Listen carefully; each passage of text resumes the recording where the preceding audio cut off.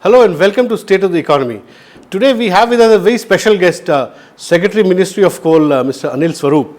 He's special because in the last 4 months, he's handled some of the most critical responsibilities for this government.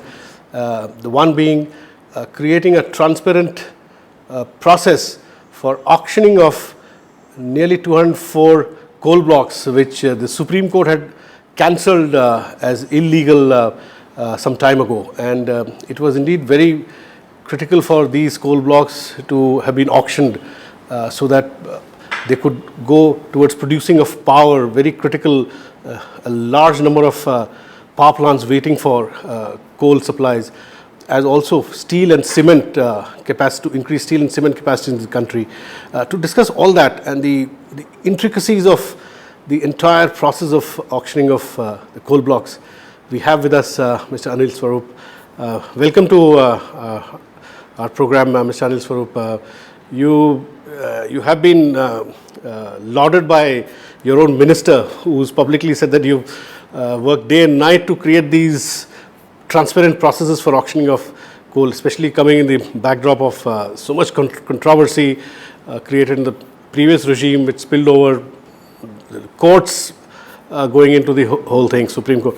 So please tell us, how did you go about designing this process? What was your basic thought when you began some 4 months ago? Actually, I must begin by saying that it's been a teamwork. The leadership being provided by the minister himself, and it's really kind of him to use those words.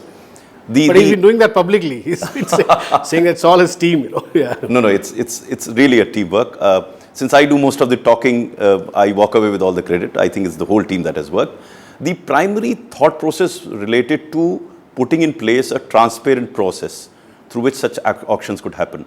And our view was, considering the criticality of what we were doing, it was best to let everyone know what we were doing. And that's where the IT applications that enable us to put in place this transparent process helped us and helped everyone. Okay. So now you have already auctioned about 29 blocks, which is for the private sector, and you have through a nomination basis or some allocation through a different procedure, you've given some more blocks to the public sector companies.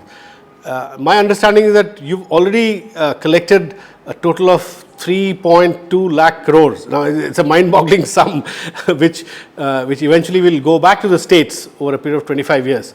Now, have you spoken to the states and other stakeholders, and what is their response to the outcome of some of these things you're doing? Let me first correct a few numbers. Actually, so far we've auctioned 29 blocks, and we've allocated 38 of them. Okay. We haven't collected that sum that you were mentioning, which is now 3.35 lakh crore. You will? It will over a period of time, a period of around 30 years. And almost the entire amount will flow to the states. Central government does not retain any amount in that, and that is how it will work. We had initially, when the law was passed by way of ordinance, we had Schedule 2 mines, which were 42 in number. These were such mines where Supreme Court had allowed the previous allottees to continue mining till 31st of March. Okay. The challenge was that we had to put in place an alternative mechanism or alternative institution or an individual who could carry on mining after 31st of March. All the urgency that was associated with what we were doing was on account of this fact that we had to put in place someone who could carry on mining. I am happy to say that in most of the cases we have somebody who will continue mining after 31st of March. And this has happened in case of 29 mines that have been auctioned. Some of these mines beyond 29 were also allocated to state entities, and this was done through a different process. The state entities will not pay as much as in the auction amount. They will pay a reserve price of 100 rupees in case of what we call the regulated sector, where power is the primary component, and 150 rupees as the floor price will be paid in the non-regulated sector. Okay. So there's one complaint that I hear from the private sector is that you've given public sector a special deal. There is no level playing between the private sector and the public sector. Like the public sector companies involved in producing steel and cement are getting coal blocks at much cheaper rates, considerably cheaper than what the auction rates have shown for the private sector. So how do you respond to that? No, it's a conscious decision of the government not to auction the mines for public sector, because public sector entities are primarily owned by the government. So whatever value that gets created comes back to the government in turn. Whereas when you give it to the private sector, the value gets retained by the private sector. It's a question of where the value resides. Okay. If the margins come back to the government, there's no point in creating additional margin, which in any case will come back to the government. So that was the reason why allocations were made in case of state and central public sector undertakings, and auctions were done for private sector. So for public sector, you had a fixed price, and for the private sector, there were auctions. It was market driven, yes. Yeah. Now, I'll come to the power sector, because the steel and cement sector have had no controversies. In fact, your auction process has been perfect. It went off very smooth. Now, for the power sector, coal blocks which were auctioned for power, there have been some misgivings which have arisen on account of your reverse auction process, which by itself was perfectly all right, but some private companies have gone to court because their allotments were cancelled. Now, could you explain what happened in those? See, as the case is in the court, I would not like to comment on it. In a democracy, if anyone has any issue with what the government is doing, they are free to go to the court, and we'll abide by the decision of the court. So I'll leave it at that. But let me explain to you the reverse auction process, because it's important to understand that the idea of reverse auction was to ensure that the tariffs don't go up. Yeah. If we have had a normal auction, then the increase in price of coal would have translated into increase in tariffs for power. Which you didn't want to happen. Yeah. That's why steel and cement, it's perfectly all right. Absolutely, because the price is market determined, yes, the end absolutely, price. Absolutely. Whereas in the case of coal for power, power is not market determined, it's a regulated price. It's regulated. So that's why we call it regulated sector and the other unregulated sector. So here what happens is, tariff has a major component in terms of the coal with the fuel component. Okay. And when you determine a tariff, there is a charge that is determined through the price of coal. Now, for example, if the tariff is say 3 rupees per unit and the coal component is 700 rupees therein, so we fix that as the ceiling price and ask them to reverse bid. So every 100 rupees that they come down, they have to reduce the tariff by 6 pice. Okay. So they keep reducing it, the tariff keeps coming down. That's how we've tried to, or we have attempted to ensure that this auction process does not lead to escalation of tariff, actually leads to reduction in tariff. So tell me, roughly at what tariff will the consumer get electricity at the end of the day? No, it will be very difficult for me to say, because each segment or each PPA is determined differently. What we are saying is, if a tariff is determined in a particular PPA and it was determined on the basis of a particular price of coal, through a reverse bidding process, that tariff will not go up. In fact, it will come down, whatever that tariff is. Because the original determination of tariff is not through what we are doing now. It would have been determined earlier through a bidding process where someone would have bid a particular tariff. So we didn't do that. But what we are saying is, whatever was the tariff at that point in time, if they're going to use this coal, the tariff will actually come down. But we can safely assume that the final price of the regulated price of electricity will come down substantially from present levels? Yes. Actually, that's easier to guess, right? Yeah. As I mentioned, the ballpark figure is for every 100 rupees reduction in price per ton, the tariff will come down by 6 pice. So if 700 rupees was the cost and the bidding was 400, or whatever that bidding was, this 300 will multiply and then give you an 18 pice reduction in the tariff.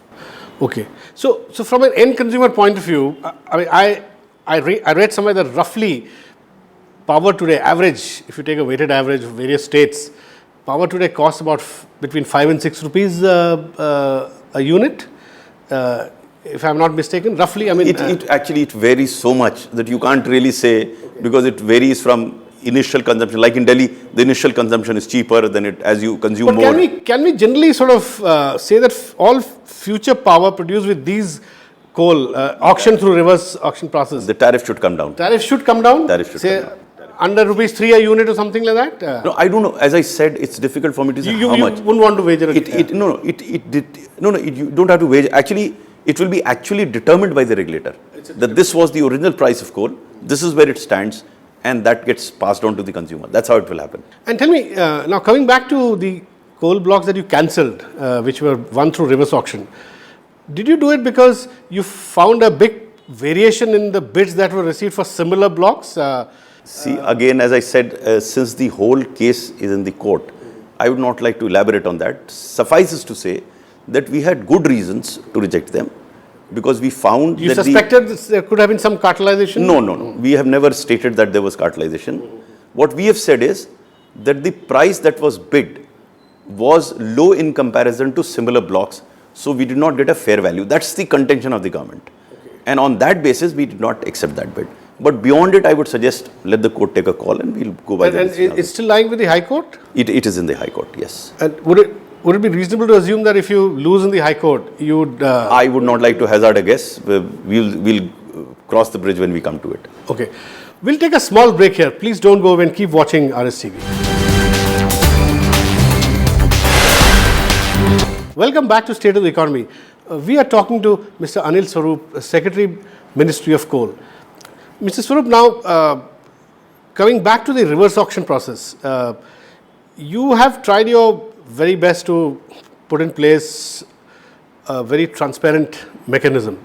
Now, experience tells us that the Indian corporate sector, sometimes they do act together. They're very clever in the way they move. In an industry where there are just about 4 or 5 players, how do you avoid, with the best of processes and systems, how do you avoid some amount of, I wouldn't say cartelization, but working in concert? You know, the advantage of having a transparent process is whatever happens gets to be known to everyone. And again, in a democracy, it gets to be discussed. And the people who come up with their opinions on what is going on, that helps us understand whether a particular bid has been a rational bid, has been a bid that should have come, and that on the basis of that we take decisions. Okay. So the advantage of, I mean, some people have asked me that since you had a transparent process, you should not question it. It's the other way around. In fact, transparency enables us to look at the process, not the process itself, but what has happened as a consequence of that process. So you're saying that it is because of Absolutely. your transparent process that you could make out the difference between some bids as opposed to the others? Yes, absolutely. We could identify the outliers very clearly. Okay. Because we could see a trend and we could see a particular bid going outside that trend. Okay. This was possible only in a transparent process. Had the process been opaque, we wouldn't have had any option but to accept whatever came our way. So that's the reason and that's the advantage of being transparent. Okay. Now, coming back to the legislation itself, the 2 big legislations, laws that this government has passed, again in regard to coal as well as the other Mines. steel and other mines. Now, how do you see these 2 legislations helping policy as well as processes? You know, as far as the coal mines legislation is concerned, it was already there by way of an ordinance and we were doing our work. What the legislation has done is that all the actions that we were taking would have come to a grinding halt on the 5th of April when the ordinance would have lapsed. Okay. Now that we have the legislation, we can continue with those activities, and I'd like to inform you that the 3rd tranche of auction will happen from 3rd week of April. So we're looking at another 16 blocks that will be put to auction from 16th of April. So as far as coal mines legislation is concerned, we are continuing with the activity which we had started in the context of ordinance. We'll continue to auction and allot thereafter. In case of mines, this is the legislation which will enable them to carry on first. They can also think in terms of similar auction, for which that's what the legislation provides for. And the legislation also allows for automatic renewal of some of the lease in the past. So both these legislations are clearly very landmark legislations because both of them provide a framework within which such auctions can happen, which is so very different from how they happened a few years ago, and again in the same transparent manner. Okay. Now the remaining blocks that you're talking about for coal, I'm saying, Are they for power or are they for steel and cement, or are they a combination of these three? Of the 16 blocks that are going for auction or likely to go for auction, 11 are for power and 5 are for non-power sector, non-regulated sector. So you'll be resorting to the same reverse auction method? Power would be reverse auction. For power? Yes. Okay. And forward auction for the rest of it. Yeah. And in light of your earlier experience, which has resulted in a now a court battle, will you think of sort of honing the process a little? No, I don't. I don't think there was anything wrong with the process. I will stick to that No, process. there's nothing wrong. But I'll tell you why. Do you think you do with some sort of not really. See, honing look, so that this kind of variation doesn't of the come? 33 blocks that were auctioned, only 4 are in the court. So by and large, the auction has gone off very well, and we are very sure that the process. There's nothing wrong with the process per se. If there are still some outliers emerging, we'll have to tackle those outliers. I don't think we could make a rule for an exception. Yeah. No, exception should be handled the way they have to be handled. You cannot change the rule for the sake of exception. Because by and large, the auction went off very well. And the processes have been very profound. They've been appreciated by everybody. Yeah, that is we'll true. We'll continue with that. One is conceding that at the outset, that overall, I think the processes have been appreciated by everybody. Do you think there could be one small flaw in the policy itself which could result in people acting in concert, and that flaw, which some analysts have pointed out, is that your policy allows coal, especially in coal for power, for bidders to subsequently swap their quota of coal. Like A could buy with from B after 2 years. So will that result in a situation where A and B have some understanding and A withdraws from a contest and B quotes a low price? Is that possible? No, I don't think so that's possible. Swapping has been facilitated to help economize on transportation cost. Okay. And it is not that it will be allowed blindly. Okay. Each swapping proposition will be examined. Yeah, that's what I'm asking. It will be examined very closely. No one can take it for granted that swapping will come through. Okay. But if this provision was not there in law, then it would not have been allowed at all. So it enables you to allow swapping, but it can't be done blindly. Each application of swapping will be considered. And at that point in time, we can actually look into whether swapping is for the purpose of helping the economy or economizing on transportation costs, or swapping is to pass value from one to the essentially other. What you're saying that you'll be monitoring the swapping also at a later stage. No, in fact, it is not automatic. It's not Swapping automatic. is not automatic. On the basis of application, it will be examined, and then on merits, a particular swapping will be allowed. Now, your auction processes and your transparency in the way coal is being auctioned is fine. Now, what about the other piece of reform in your ministry, which is Coal India Limited? Now, where is Coal India Limited headed from here? Of course, you're providing them competition from others because your legislation also says that the private mining could begin in future, right? So that's big competition for Coal India. And your target is that Coal India should nearly double its production by 2020. I think it produces about 500 million tons today annually, and you wanted to go up to 1 billion tons. Now, have you thought of some bigger framework of reforms for Coal India? Let me first mention here that this year coal production has been record. It is growing at the rate of 7.2%, which is the highest in past few years. Because Coal India has normally grown at 2 to 3%. This year it has grown. And as I talk to you today, there is not a single power plant which is short of coal, which is pleasantly unusual.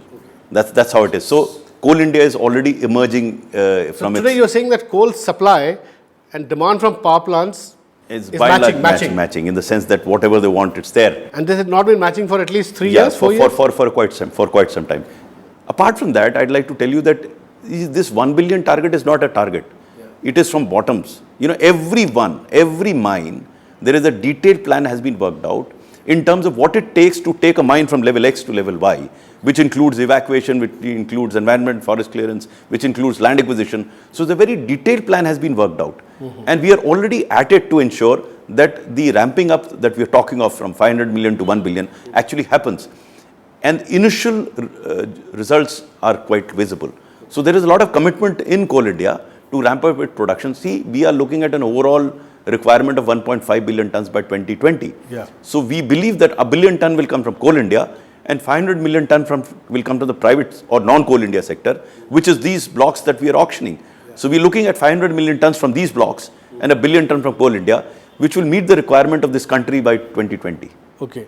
And another problem which experts have pointed out, not only in regard to Coal India, but also in regard to other miners, private miners of coal for power or whatever, is that wage costs, we may be underestimating the wage cost. In fact, recently a former Coal India head wrote a piece in the Indian Express saying that there is a suppressed, the wages of coal workers is likely to go up twice, 2.5 times the next 1 or 2 years, because it's been suppressed so far. There's been no increase in wages.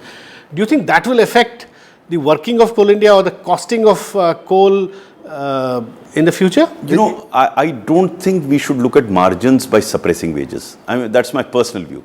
We should not look at margins by suppressing wages. Our margins should emerge as a consequence of efficiency, of technology improvement. That's where our value should be added. So you're saying that if wages go up, so be it. It may not matter. I mean, ultimately, who benefits by increase of wages? The worker. After all, he is as much a part of the whole process as anybody else. So wages have to legitimately grow up. They should go up. No, that's what I'm saying. I'm not saying that wages should be suppressed. I'm saying that wages they seem to be suppressed so far. You know, the cost reduction. It will show up later. Yeah, no, the cost reduction should come by way of improvement in technology and efficiency rather than suppression of wages. That's the point that I'm trying to. Okay, so Coal India will go the technology route. What we are trying to suggest is that by improving efficiencies, the value generation is much more. Some of it can be passed on wages to the wage worker, and that should be done. Okay. And have you discussed this with the trade unions and all that? We are in touch with all the stakeholders, whether trade unions. That there will be a big boost to technology and their jobs will be protected, and some of those. No, I don't think anyone. Coal India has not shunted out anybody. There's no retrenchment happening. What we are saying is, if you improve the capacities and capabilities of those that are working through better tools, through better technology, the efficiency improves, the value generation improves, and everyone shares in that value. Okay. Mr. Swarup, in regard to mining of non-coal minerals, there's one criticism that unlike in coal, where all the blocks, pending blocks were auctioned, probably because Supreme Court had cancelled them.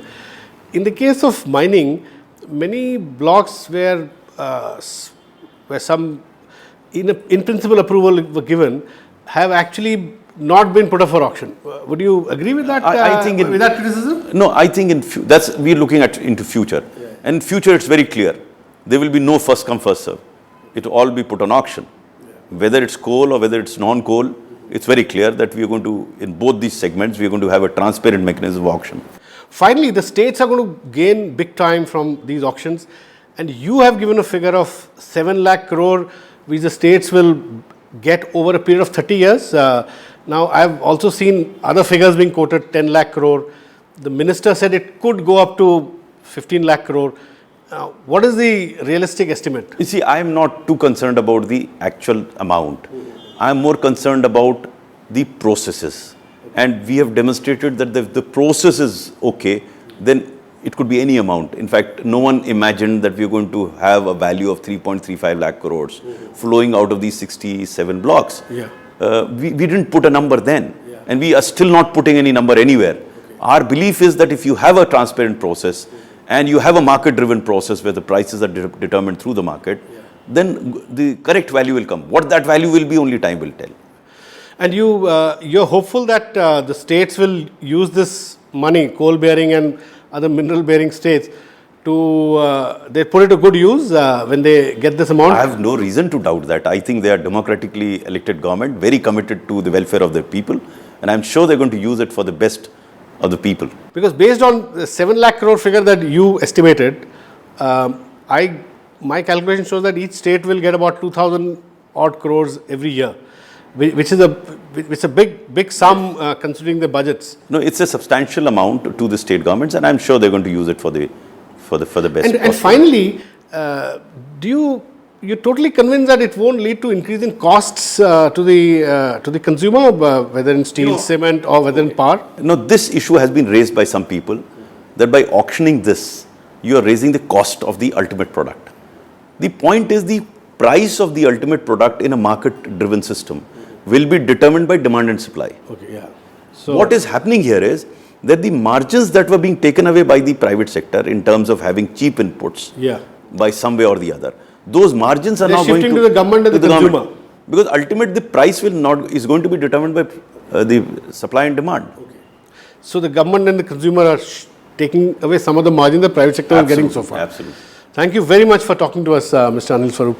That's all we have in this edition of State of the Economy. We'll be back with you next week. Thanks for watching.